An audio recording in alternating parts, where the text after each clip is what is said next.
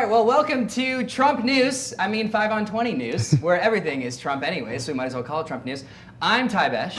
And I'm Aguirre. It's 5 p.m. on Thursday, March 23rd, and we're coming to you live from the Creative Tucson studio in downtown Tucson. First, let's talk local headlines. Let's talk them. Immigration advocates from Arizona stormed Washington, D.C. yesterday to show their resistance to the Trump administration's policies. The groups came as a part of a 3-day summit to organize grassroots resistance to what they call abuses by Customs and Border Protection Agency. Speakers such as Donna De La Cruz of the Far Immigration Reform Movement said that the agency is, quote, out of control. She pointed to the seizure of phones at airports, deportation raids, and government threats to separate families at the border. About 200 organizers showed up from 33 states, including Arizona. FIRM, or F-I-R-M, Director Solma Arias said that the summit aimed to develop strategies to fight against Trump's immigration policies and see how the different groups can work together. An Arizona federal appeals court rejected 2 cases to the Navajo generation station in the northern part of the state.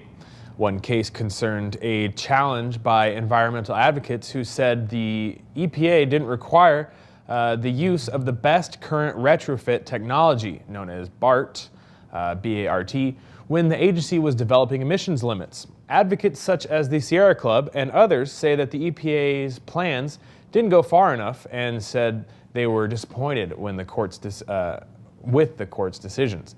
Sandy Barr, director of the Arizona chapter of the Sierra Club, said that the EPA's proposal does not protect clean air for those living near the plant. The second case, rejected by the appeals court, concerned a challenge by the Hopi tribe, who claim they were left out of the EPA's emissions discussions.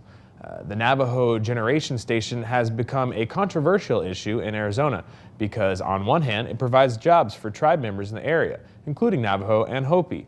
The plant provides 1,400 to 1,900 jobs for the Hopi alone. On the other hand, the plant uses coal, which is quickly going out of style due to the massive carbon emissions that contribute to climate change. Last month, it was announced that the plant would cease to operate after 2019. Activists collectively threw up their hands and said they couldn't figure out who to support in the situation. The Arizona Secretary of State is trying to develop a new website that will track political campaign funding in the state, but needs funding to do so. Michelle Regan's office is seeking $462,000 to set up the site, plus $50,000 per year to maintain it. This comes after Regan tried to set up a similar site last year, spending $494,000 on a site that was never actually released.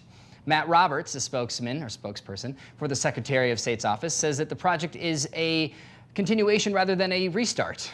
Maybe they have some of the code still. Midnest, a Scottsdale-based software company, was originally hired to develop the site, which would serve as a web portal to make it easier to track political donations. The site would also make it easier for political campaigns to file the proper forms and reports. It was supposed to be released before May 2016, but was later delayed until November 2017. However, on March 17th, proposal released by Regan, it looks like through her office, will be designating a totally new system. The Clean Elections Commission, who Regan is asking money from, will discuss the proposal at Regan's office on March 23rd. But CCEC Director Tom Collins says the commission has already spent $500,000, and he hasn't seen any evidence of anything coming from that spending. Wonderful. No word yet on whether Midnest's work will be used for the new project. Also no word yet on where the $500,000 went. Although Midnest CEO has been seen wearing a mink coat and a top hat with a dollar sign emblazoned on the front. Mine operators in Arizona claim that the United States regulations are making it harder to operate in the state and need to be loosened. Nigel Stewart, managing director at the Resolution Copper Mine, told the House of Natural Resources Subcommittee that the mine should be operating but is still years away because of permitting laws. He said the permitting procedures are, quote, outdated and insufficient and provided a barrier to mining companies. He said that the Rio Tinto area has already spent $1.3 billion on the Resolution project for permitting, studies, and project. studies and project shaping and is still years away from opening. Stewart said that if this were another country, then the mine would be ready to operate.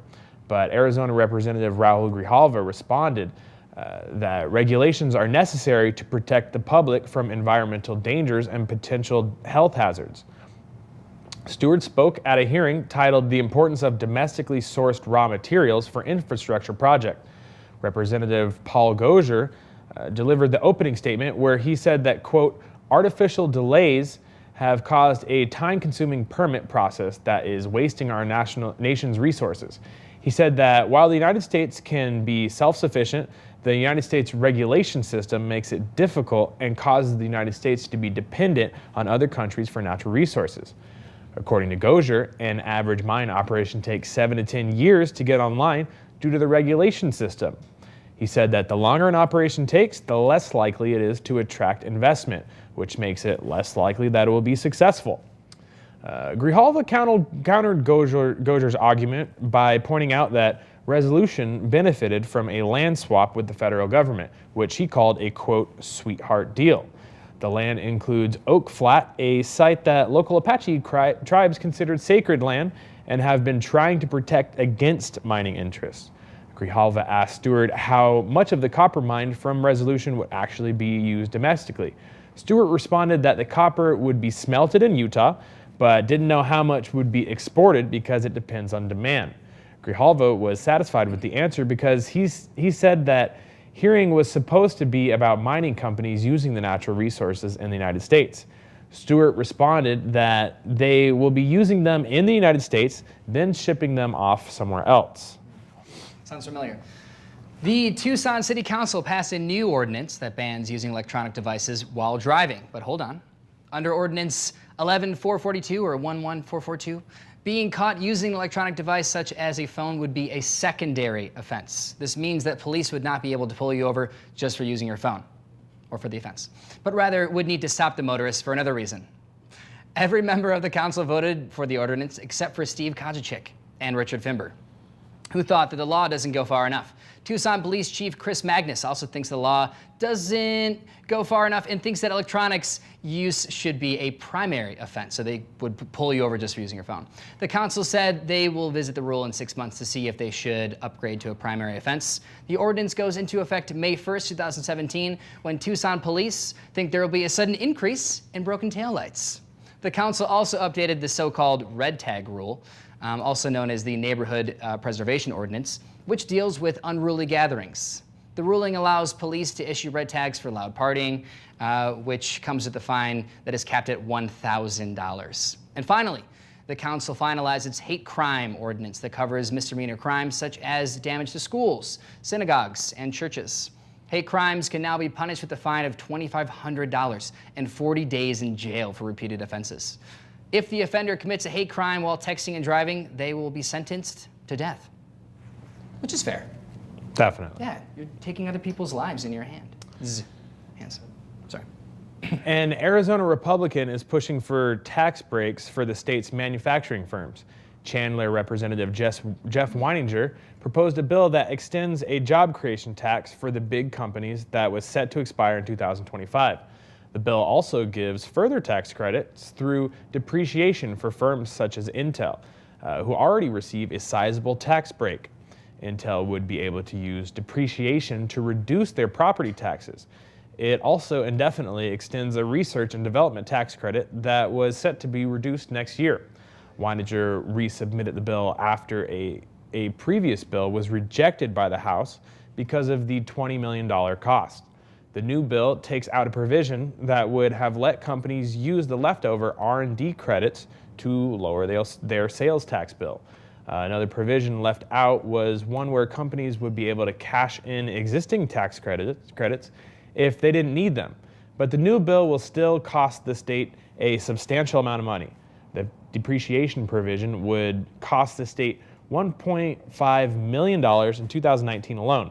The R&D tax credits cost have not yet been calculated. Intel says that it looks forward to bleeding the state dry, then relocating in 10 years to leaving behind ghost towns, which would then become a tourist attraction. Those are big moneymakers, actually. Big moneymakers. Yeah, ghosts. And I wanted to take a moment to talk about the program you're watching right now. Here at 5 on 20, we are undertaking a new kind of citizen journalism. We're going to give you the news as we see it, and him and Joel. We want more people to speak up with us, so please come help us. We need writers, hosts, anchors, camera people, sound people, the whole gamut, everybody. The times require a new way of informing ourselves, so join us. Do it now, please. Email us at info@creativetucson.org. You can trust us to get involved, and if you think there's a story we're missing, a person we should interview, an upcoming event we should cover, or have any news tips for us, shoot us an email again at info@creativetucson.org. Trustworthy. We are here for you, and we want to cover all stories from all points of views, so don't be strangers. Now, let's get to national and international news. Don't be strangers. Yes. London police identified yesterday's attacker as Khalid Massoud, who was from Birmingham, England, and had a long criminal history. Prime Minister Theresa May said that Massoud was a, quote, peripheral figure who had been examined by the M15, the United Kingdom spy agency, but was not investigated further. Massoud did have prior charges of terrorism, but did have a history of crime in his native Birmingham, ranging from assault, weapons possession, and public disturbances. British officials are assuming that Massoud was motivated by Islamic ideology. ISIS was quick to confirm this, calling Massoud a, quote, soldier of the terrorist group. However, officials think it's more likely that this was a copycat attack inspired by the group rather than Massoud being a member of ISIS. They based their opinion on a low-tech style that the attack, and because ISIS ended their open enrollment period a few months back. Ooh. No shame in that joke. An Israeli teenager with U.S. citizenship was arrested this morning in connection with a series of bomb threats against Jewish community centers across the country. A police spokesperson, said that the teenager, who is from southern Israel, made similar threats in Australia and New Zealand, including one call that caused a plane to make an emergency landing. Police did not reveal how many of the calls were made by the teen, nor did they release his name. The search took so long because authorities say that the suspect used camouflage technologies that masked his voice and the origin of the call. They say that he made the calls using the internet and used Tor, or the darknet, or software that allows anonymity. Right. When authorities searched his house, they confiscated computers, an antenna, and other equipment that could have been used for the operation. People still use antennas. The Israeli newspaper Haaretz reported that the suspect was not drafted by the Israeli military because he was deemed unfit to serve. Alt-right leader Richard Spencer said that even he didn't see that coming and that he was sure it was one of his people. Donald Trump said he's glad they caught the guy, and he will be inquiring to see if the teenager helped Obama spy on him over the summer. He sent him a message, DM, on Twitter. DM'd him. Instagram? Yeah, no, Twitter. He uses Twitter. Not Instagram. The Senate reversed an Obama administration rule that limited hunting on national wildlife refuges in Alaska. That month, the House already voted to overrun the rule, also on a party line vote. The bill now travels to the president's desk, where he's expected to sign because, as we know, he loves to sign things. The rule had prohibited so-called predator control operations in 16 Alaskan refuges owned by the federal government. Prohibitions including a ban on aerial hunting, live trapping, or baiting of animals such as bears and wolves. It also prohibited killing animals near their dens or cubs. The bill was sponsored by Republican Representative Don Young, who said the law represented federal overreach. This is the same Don Young who once publicly called Hispanics, quote, wetbacks, and who is considered the most corrupt politician 4 times by a group Citizens for Responsibility and Ethics in Washington, or CREW. But Young wasn't alone in pushing for the bill. Fellow Republican Senator Dan Sullivan said that the rule changed the state's relationship from one of cooperation to one of subservience. But Democrats disagree with this narrative. Senator Maria Cantwell of Washington said that it's not about states' rights, but about managing wildlife refuges to the degree that agencies believe are necessary for preservation. Alaskan officials said that the debate brings up a fundamental difference of opinion. On one side, hunters want to retain population numbers for hunting, while the other side thinks that the goal is to increase biodiversity. Hunters target predators such as bears and wolves to sustain the population of elk, moose, and caribou, so they can shoot them. So who's right in this debate? As usual, the side with the most money. To celebrate the passing of the bill, Don Young shot 7 wolf cubs and left them dangling off a tree for all the others to see. You know, you got a name like Crew, you can figure it out. You can get those refuges figured out. So the Secret Service requested an additional $60 million in its 2018 budget to protect the Trump family and cover travel costs, according to documents obtained by the Washington Post. $26.8 million would have been used to protect the first family in their Trump Tower hideaway, while $33 million would be used to cover costs for travel for the president, vice president, and visiting heads of state. But before you start yelling at the TV or your computer, it's worth stating that the Office of Management and Budget declined the request. The request comes at a time when our golfer-in-chief traveled to his Mar-a-Lago club on 5 separate weekends already. And here's where you can start yelling again. If the Secret Service doesn't receive the additional funds, then they will have to pull from other resources, such as cybercrime and money counterfeiting cases, according to the Post. Yes, that's right. We're going to take money away from the cybercrime at a time when we're being preyed upon by Russian hackers so that our president can wear puffy white pants and play golf. Sounds like a fair trade-off, which he is good at golf, though. We're being biased. He's really good at golf. He should be getting better. He has a great swing. United States-led airstrike against the Islamic State killed 33 civilians in a Syrian city of Raqqa. Many of the people killed were fleeing fighting in another part of the city. This raised concerns about the new rules of engagement that makes it easier for civilians to be caught in the crossfire of military strikes focused on war zones.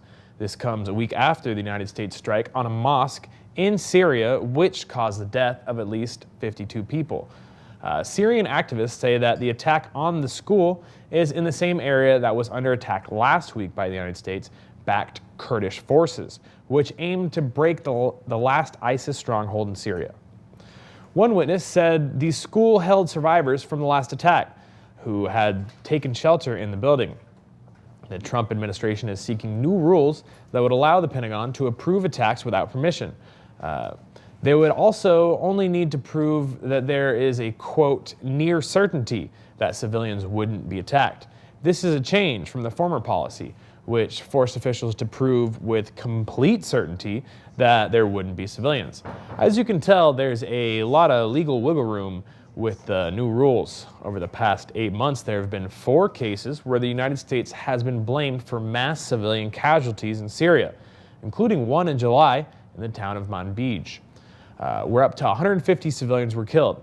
At this rate, we're creating terrorists faster than we can get rid of them. Maybe Trump confused creating terrorists with creating jobs. Slam. Slam.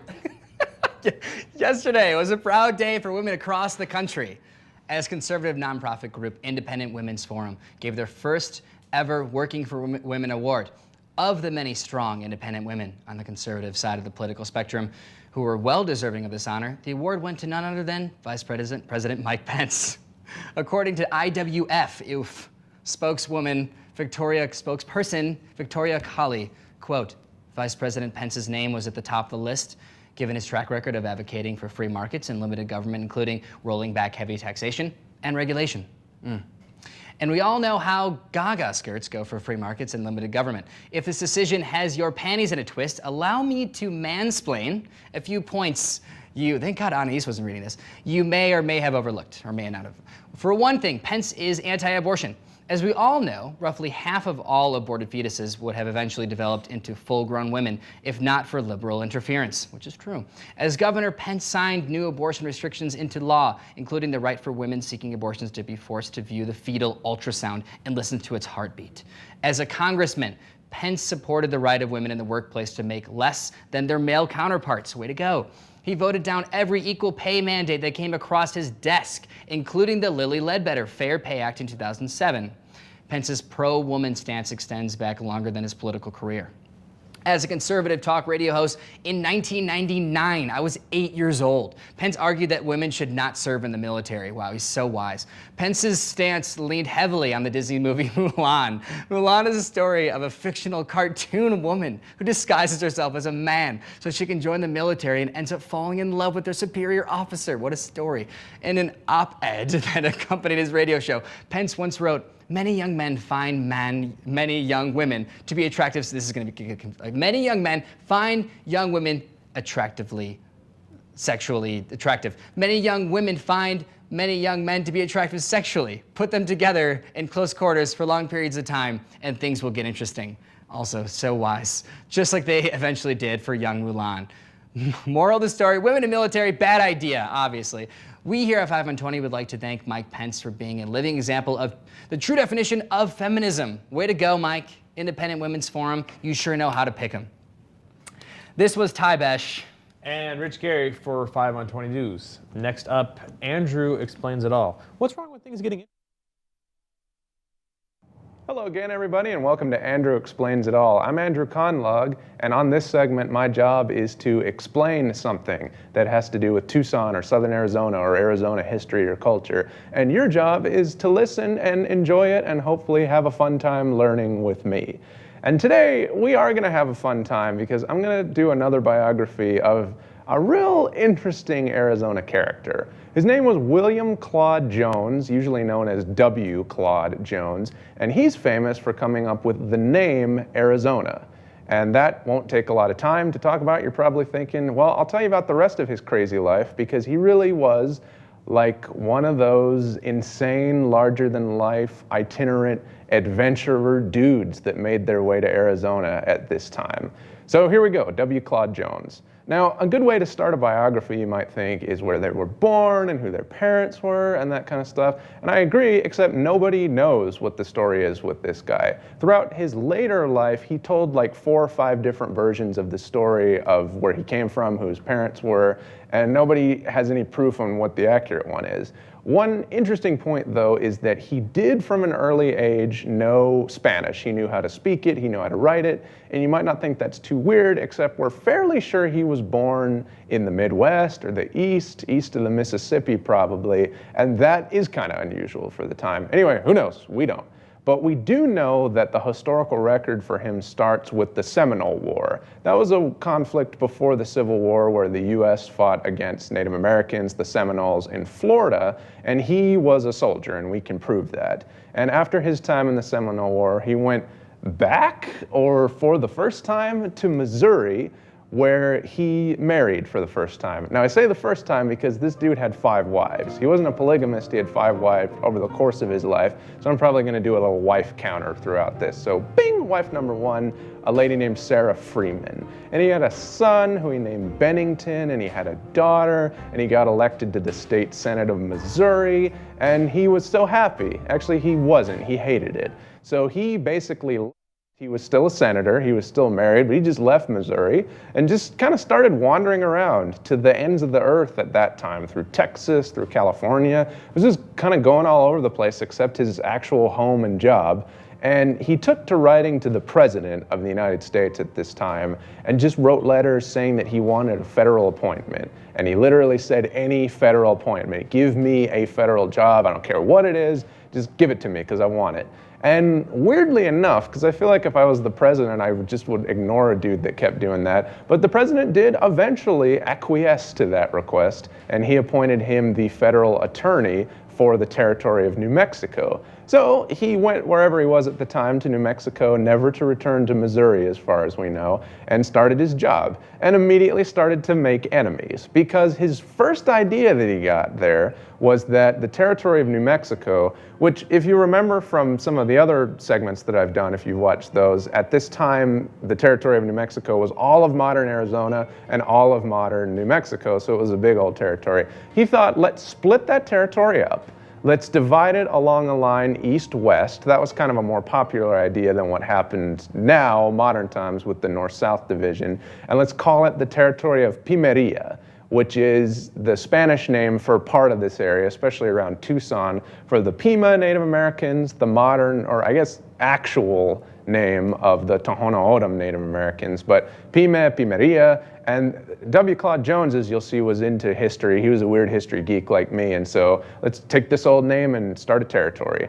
And I mentioned the enemies because, as you might imagine, the New Mexico territorial government wasn't real happy about that. They didn't want their giant territory to be split up because then they'd only have half a territory to govern. So people really didn't like this guy.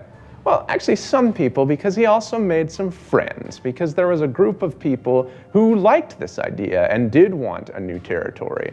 And one of them was a guy named Charles Poston.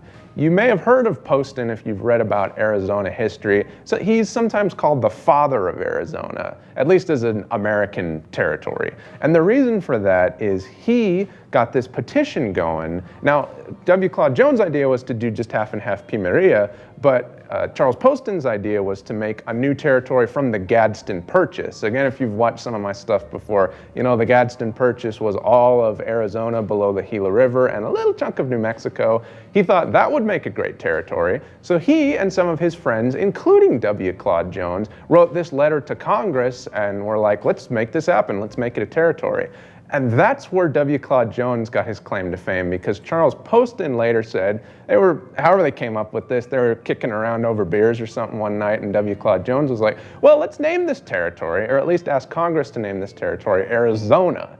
And now Arizona was a name for an area around where Charles Poston lived. Charles Poston was there because he was trying to restart some Spanish silver mines. They were dead as far as anybody knew, but he wanted to get them going again. And that area had been called Arizona by the Spanish. It was a Native American word. I believe it referenced streams in that area. There were some streams near these silver mines. There's a couple of different theories exactly what Arizona means. But anyway, W. Clods Jones, history geek, knew it was called Arizona, so let's call the territory Arizona. And that's why the territory got that name, and that is the first time that Arizona is named for some kind of political unit. But that didn't work out, that didn't happen, and W. Clods Jones' fortunes declined again because by this time Sarah Freeman had divorced him in Missouri, so he took a new wife who was a 12-year-old Mexican girl. And you're horrified and I'm horrified, but you might think by the standards of the day no one would be horrified. Well, actually the territorial delegate to New Mexico was horrified. He also didn't like W. Clods Jones because of that whole Pimeria idea. But anyway, he wrote to the president and was like, this guy can't be the attorney because he kidnapped a Mexican girl and made her marry him. That may not be true, the kidnapping thing, but also who really cares? It's icky anyway. But W. Clods Jones, knowing this opposition, and I guess really committed to this Mexican girl he may have kidnapped. Also, I keep saying Mexican girl because the historical record doesn't share her name. And of course, in the racist way of that time, that's how she was always referred to. But he resigned his commission as the attorney to continue to live with this Mexican girl that he married, and they went to Texas and got divorced not long thereafter. Don't know exactly how that happened. But bouncing back from that tragedy, he went back to the Arizona area and got back into boosting that as a territory because now there was a new player on the scene, the Confederacy. This gets us about to the time when the Civil War starts. And beforehand, the U.S., or what would become the Union, was not real interested in any additional territories because they'd have to figure out the whole thing whether it's going to be free or slave. So they just didn't want to deal with it. But the Confederates were very interested in having a new Arizona territory. So all those guys that had been in Arizona Club became real big Confederate boosters. And W. Clods Jones was one of them. He actually wrote a poem in praise of the virtues of the Confederate flag that appeared in a newspaper. So big Confederate all of a sudden. Part of the reason for that was he had his eye on the job of territorial delegate for the Confederacy, the Confederate Congress for Arizona. That didn't work out. Luck struck back against him again. He happened to be in Santa Fe when the Confederates actually invaded and took over that bottom part. They kind of adopted his plan and did East-West division. And while he was in Santa Fe, which was still held by the Union, they decided to arrest all the Confederate sympathizers. And again, he wrote a poem about the flag, so they knew, and he was thrown in jail. But then luck again shifted for him because the Confederates briefly captured Santa Fe. And while that was happening, he was released from jail. You can't be a Confederate sympathizer, or at least be imprisoned for being it if you're in the Confederacy. And he decided for some reason he was just done with the whole thing and was going to go to California.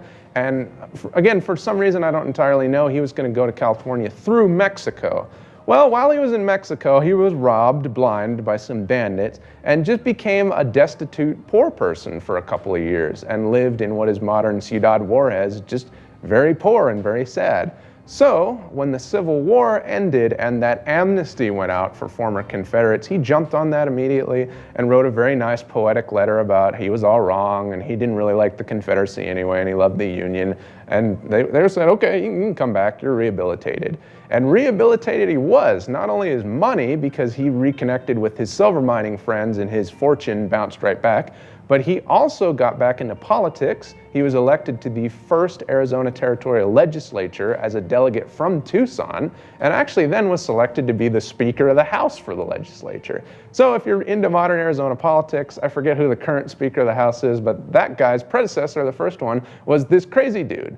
And he got into another scheme where he was going to make some historical stuff into a new thing because there was this big controversy right away. The legislature was meeting in Prescott, but there was a whole thing about where the actual territorial capital should be. A lot of people wanted it in Tucson because Tucson was the most well-established place, and then another faction just wanted it anywhere but Tucson because Tucson was too powerful. So Clods Jones comes up with this idea. It's like, guys, why don't we build a whole new capital?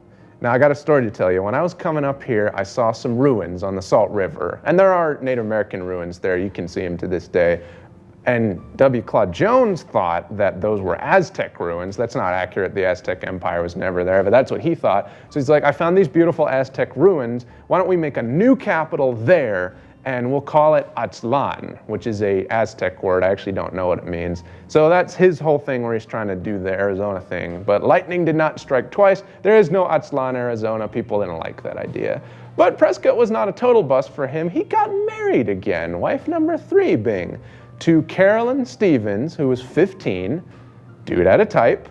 And everybody loved it, partly because that's thought to be the first marriage ceremony ever performed in Prescott. And also everybody just got drunk because it was a great party, including the governor and all those people. And they apparently kind of gathered around their house and just sang at them drunk on their wedding night. And it was great.